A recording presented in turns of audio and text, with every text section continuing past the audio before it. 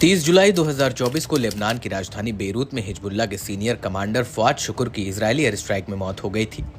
इसके कुछ ही घंटों बाद 31 जुलाई 2024 के तड़के ईरान की राजधानी तेहरान में हमास के राजनीतिक ब्यूरो के मुखिया इस्माइल हानिये के एक हवाई हमले में हत्या हो गई थी।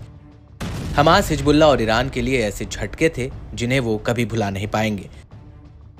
इन तीनों ने शायद कभी अंदाजा भी नहीं लगाया होगा कि इजरायल एक ही झटके में उसके 2 कद्दावर लोगों को ठिकाने लगा देगा। और इसके ठीक बाद इजरायली मीडिया ने एक ऐसा दावा किया जिससे ईरान, लेबनान और हमास में खलबली मच गई। दरअसल इजरायली मीडिया ने हमास के सैन्य नेता मोहम्मद डायफ की हत्या की खबर चलाई थी। इजरायली मीडिया रिपोर्ट्स में दावा किया गया कि मोहम्मद डायफ को 13 जुलाई 2024 को एक एयर स्ट्राइक में मार गिराया गया था, जिसकी पुष्टि आईडीएफ ने 1 अगस्त 2024 को की थी। लेकिन अब हमास के सीनियर नेता ओसामा हमदान ने चुप्पी तोड़ी है। ओसामा हमदान ने न्यूज एजेंसी एसोसिएट प्रेस यानी एपी को दिए एक इंटरव्यू में बताया कि अल कासम ब्रिगेड्स के कमांडर इन चीफ मोहम्मद डायफ अभी जीवित हैं और स्वस्थ हैं।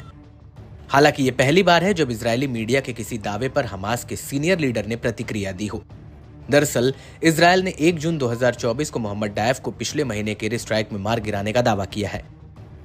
वहीं डायफ की मौत को लेकर हमास नेता हमदान ने न्यूज एजेंसी एपी से कहा कि हमास का मानना है कि इजरायल ने डायफ को जुलाई में मारने का दावा किया था और ये दावा उस दिन किया गया था जिस दिन इजरायल ने एक ही बार में 88 फिलिस्तीनियों की जान ले ली थी, लेकिन वो सुरक्षित हैं।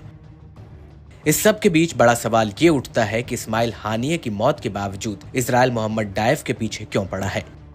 तो आपको बता दें कि मोहम्मद डायफ 1990 के दशक में अल कासिम ब्रिगेड्स के संस्थापकों में से एक है और डायफ की अगुवाई में 20 साल से ज्यादा से अल कासिम ब्रिगेड्स गाजा में जिंदा है। यही वजह है कि इजरायल के रडार पर मोहम्मद डायफ और हमास के नए मुखिया याह्या सिनवार काफी पहले से हैं। दरअसल आईडीएफ का कहना है कि इजरायल पर 7 अक्टूबर 2023 के हमले के पीछे मोहम्मद डायफ और याह्या सिनवार मास्टरमाइंड थे।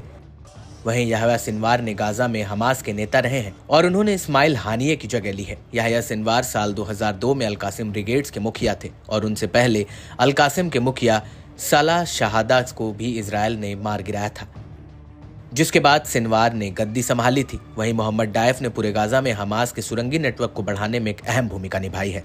और अब जब इजरायली सेना गाजा में हमास का सफाया करने में लगी हुई है तो यही सुरंगें हमास की सबसे बड़ी ढाल बन गई हैं। और तो और हमास के लड़ाकों ने इन्हीं सुरंगों में इजरायली बंधकों को छिपा कर रखा हुआ है।